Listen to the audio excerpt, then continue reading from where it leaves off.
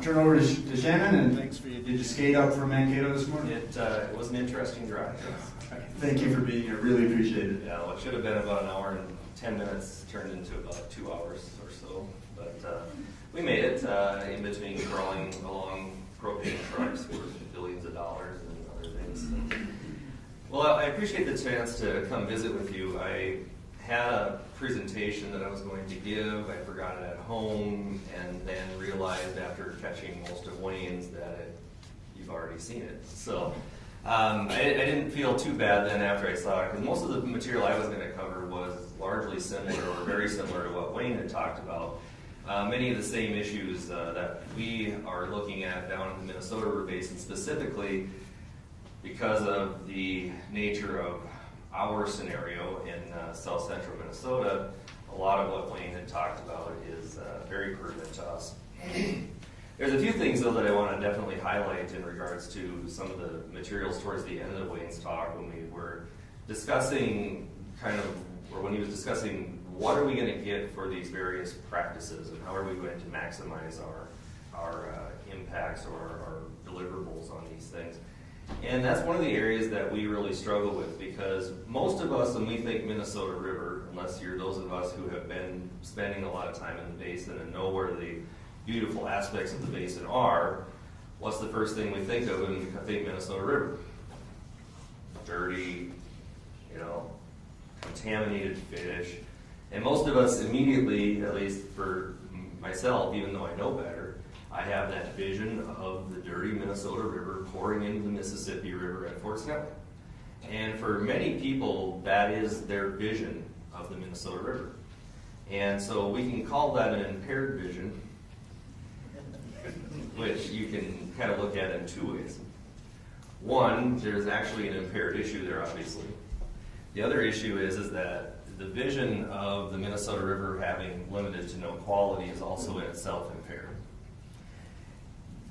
When we talk about a vision, though, for the Minnesota River in terms of the bigger perspective here on nitrates and phosphorus and sediment, it really, every group has diversity.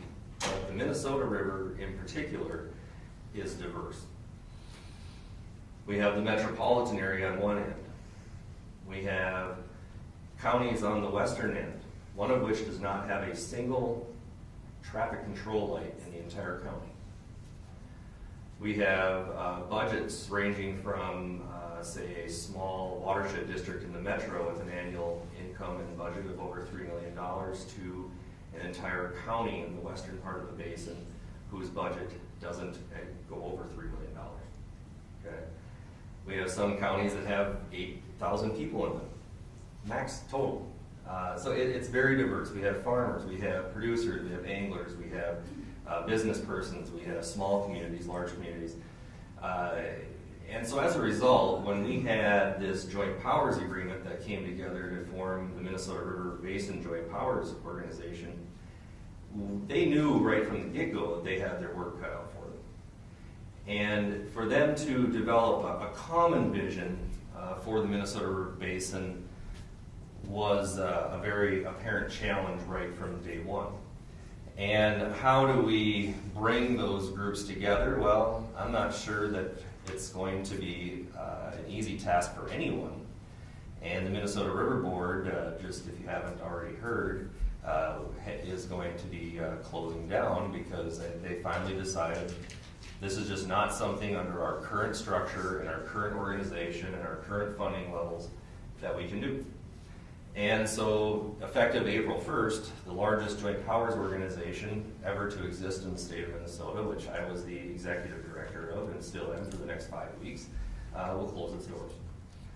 And initially, people seemed very shocked and largely very upset about this. You're losing part of your job. It's such an important aspect of what we do. And I said, yes, but it's been so dysfunctional that it was time.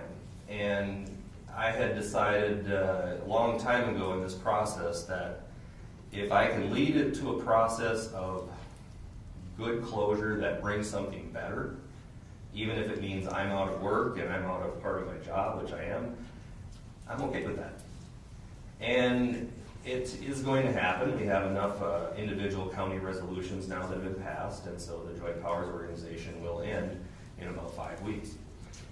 So what does that mean to us, though, in terms of the bigger picture? Well, the bigger picture is how do we still go back and develop a vision for what the Minnesota River Basin wants? Because not what's going to happen.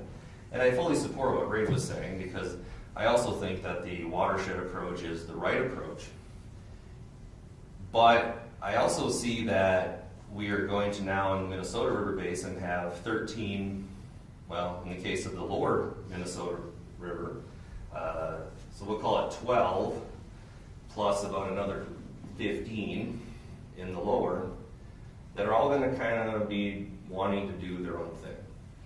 I have been at, I won't name counties out, I won't call counties out specifically because that's not it's a moot point at this point. But I have sat at county board meetings and tried to talk with county commissioners about the fact that an upstream county needs to be concerned about what's going on in the Minnesota River downstream and vice versa. And when I go to a downstream county, I hear, well, you guys are just trying to fleece us. You want our money. You want our tax base. So you're going to take all our money, you're going to ship it out of our county, and it's going to go upstream, and we're not going to see the benefit from it. Okay, well, that's a short-sighted thing to think. On the flip side, though, I go upstream, and I talk to folks, county commissioners, for example, or watershed groups, or settled waters, for example, who they view their world as the major watershed. And they don't view their world beyond that.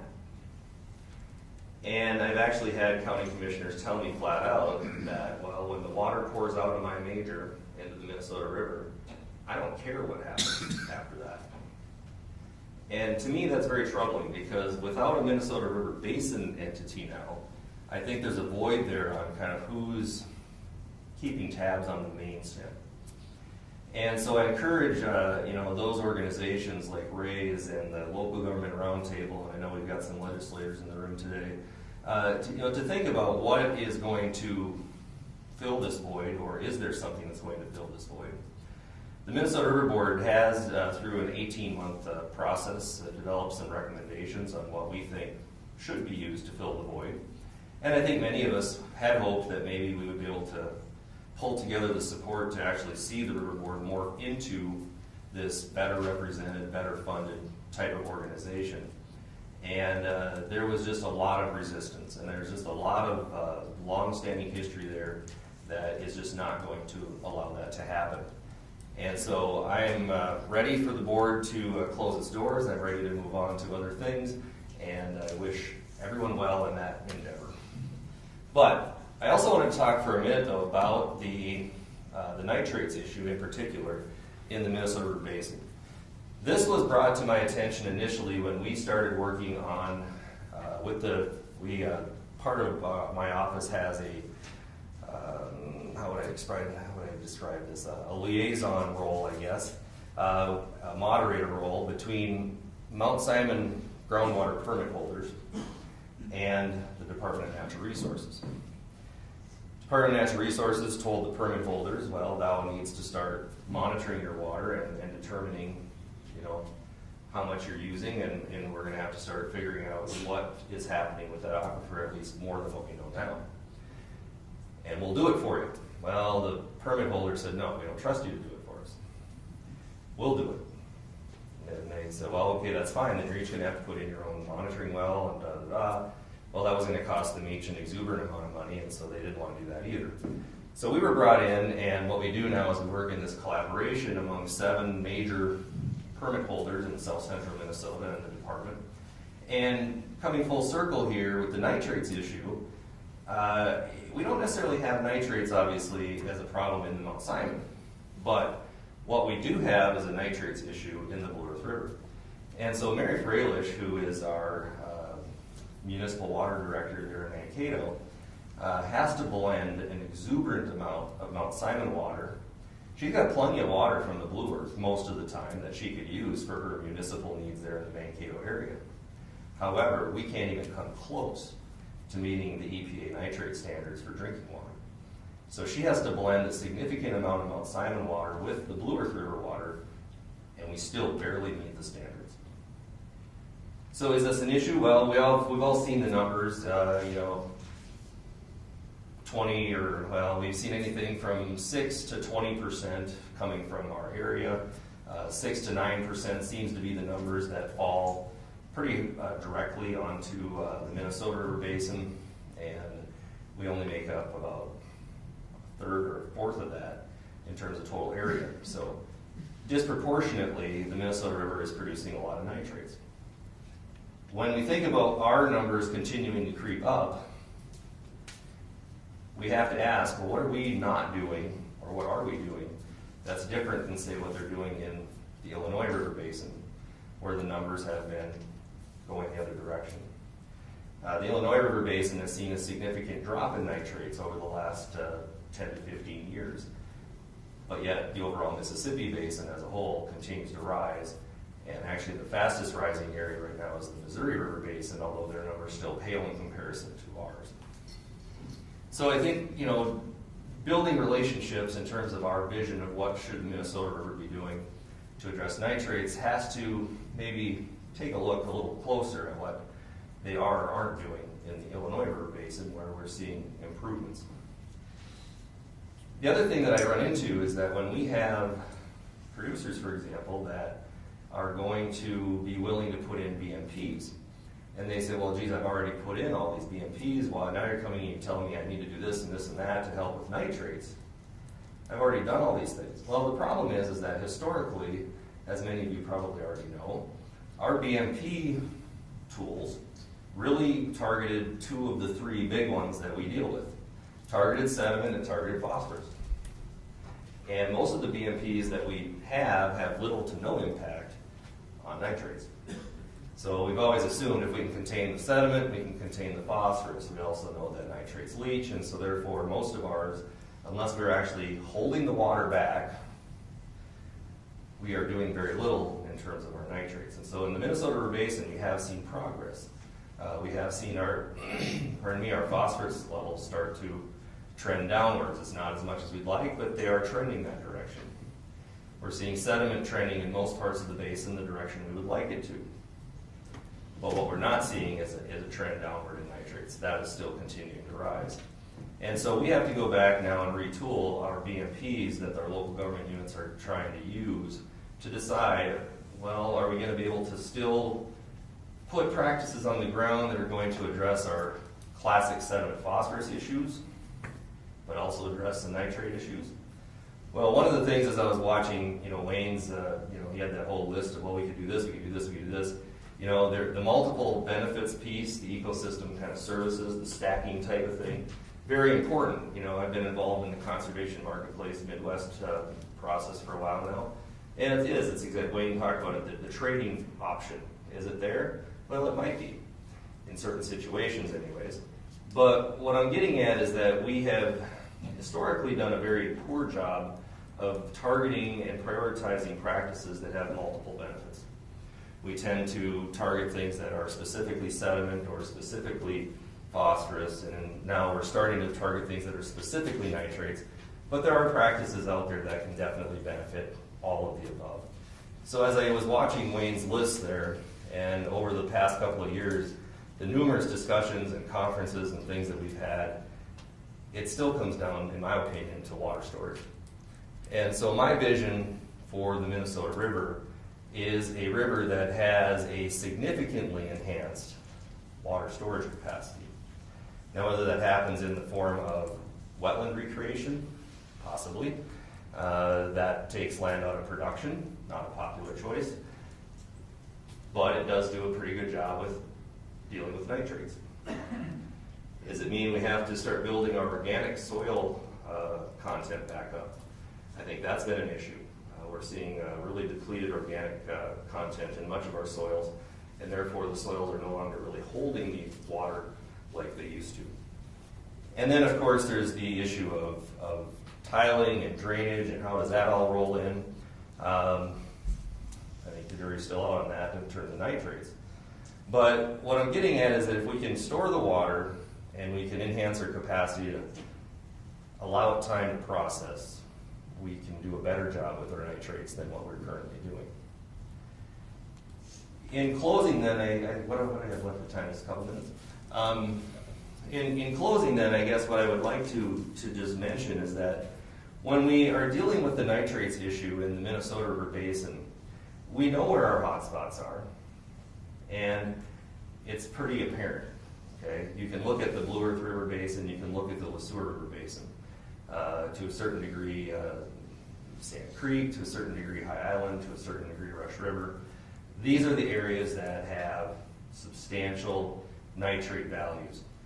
And what I thought was really interesting is as I was reviewing some of my documents about nitrates this week, when my office, or the staff in my office, wrote the first State of the River report back in about 2000, our charts had a maximum value in the figures, I believe, that went up to about 8 parts per million. A few years later, 2003, we had to bump those up to 10 parts per million. And it's a subtle difference, but yet it's glaring to me that in just a matter of a few years, the maximum concentrations, flow weighted mean concentrations that we had to deal with, went up by, from 8 to 10, or 8 to 10 plus. And so this is an issue that we are going to have to continue to deal with. And I have cautioned many of the county commissioners and others that I've worked with that if they aren't watching what's happening with the Chesapeake Bay rulings, they should be. And if you're not familiar with the Chesapeake Bay rulings, I really recommend that you look that up because it's a big deal. And it has a major impact on what our producers may or may not be able to do. We know that the producers have been trying to avoid the R word, regulation. But in the case of the Chesapeake ruling, now whether that comes to pass or not, because it's being appealed, that could have very far-reaching and very heavy impacts on a very important aspect of our economy in the Minnesota River Basin when we're 80 to 90% row crop agriculture. But nonetheless, agriculture is also working to try to step up to realize that they have a major role in this issue and that there are ways that we can try to address it. So with that, I guess I can... A minute or two for questions, if anyone has one for Shannon. Yes. Shannon, what is your personal opinion about how You said personal I said opinion. personal opinion about how this river basin should be organized. Red River model. Do I need to say more? Since about 1998, various individuals have been telling the basin down there that they should be looking to the north and west for a template on which to operate. By organizing into major watershed districts and then working together on those big scale projects that one individual district maybe can't handle or one individual county can't handle, it's just the right thing to do. It's the way that they can be sustainable, and it's the way that they can get the job done, in my opinion. But there was not support for that currently among the major watersheds, and particularly there was not support for that among the SWCDs. And the SWCDs really, and if there's any of you in the room here today, I apologize, but the SWCDs for the most part were the reason that the plug got pulled on us down there. Any more? Any other question? Time for one more. Well, this may not be the best one, but SWCDs have been, in some cases, growing because they've been getting more support through state agencies and from other programs. Is there a linkage between what you just stated as their attitude and the fact that they are growing because they're getting other resources? Well, I think we have to be careful about categorizing SWCDs as growing in general. There are a handful of them that have been very successful. You can look at Stearns, you can look at Sky, you can look at a few others. Very successful SWCDs, they do a fantastic job. If you look at a majority of the SWCDs, though, they're on the verge of closure.